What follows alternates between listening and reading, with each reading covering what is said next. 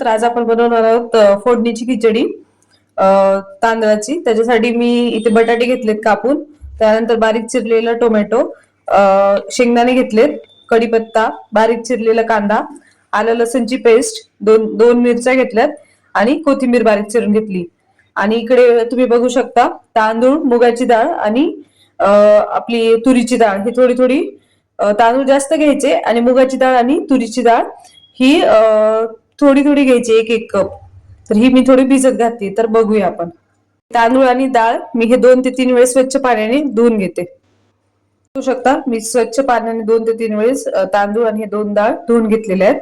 त्यानंतर मी ते एक कुकर ठेवलंय, त्यामध्ये आपण 2 ते 3 पळी तेल टाकूया। तेल चांगलं गरम झालं की त्यामध्ये मोहरी, जिरं,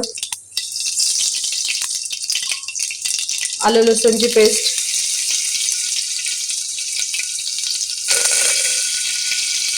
त्यानंतर कढीपत्ता, त्यानंतर कांदा,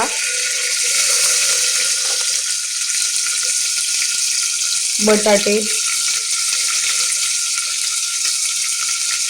आणि आपण ज्या 2 ते 3 मिरच्या घेतल्या होत्या त्या टाकून घ्यायच्या।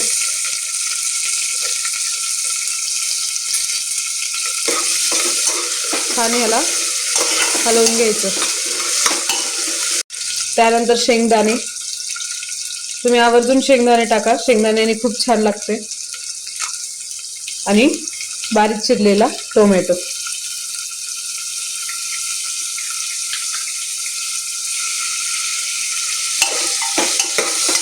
थोडेसे भाज्या, टोमॅटो, कांदा, बटाटा शिजत आला की अर्धा ते पाऊण चमचा हळद टाकायची।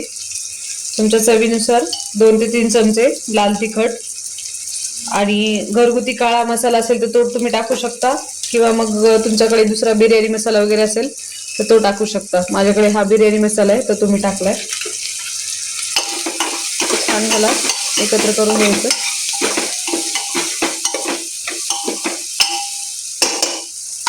आणि त्यानंतर चवीनुसार मीठ टाकायचं।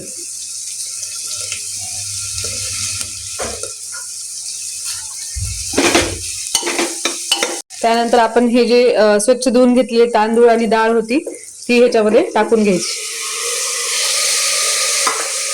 आणि याला सगळीकडे हलवून 5 मिनिटं असंच ठेवायचं। त्यानंतर त्यामध्ये पाणी टाकायचं, जेवढे तुम्ही तांदूळ आणि डाळ घेतली त्याच्या दुप्पट पाणी टाकायचं। त्याला सगळीकडे एकत्र करून घ्यायचं। त्यानंतर त्यावर थोडीशी बारीक चिरलेली कोथिंबीर आणि झाकण लावून 3 शिट्ट्या होऊ द्यायच्या। तुम्हाला जर आवडत असेल तर तुम्ही असं थोडंसं तूप पण टाकू शकता, जेणेकरून खिचडी खूप छान होते। कुणी याला मसाले भात पण बोलतं, कुणी खिचडी बोलतं। आता आपण ह्याला झाकण लावून 3 शिट्ट्या घेऊया। प्रकारे मी कुकरला झाकण लावून घेतलंय आणि कमी आचेवर, म्हणजे मीडियम फ्लेमवर, एकदम कमी पण नाही, 3 शिट्ट्या आपण घेऊया। 3 शिट्ट्या झाल्यानंतर तुम्ही बघू शकता किती छान प्रकारे आपले हे मसाले भात रेडी झालाय। जर तुम्हाला आवडला असेल तर एकदा नक्कीच ट्राय करून बघा आणि कमेंट मध्ये सांगा कसा झालाय। थँक्यू।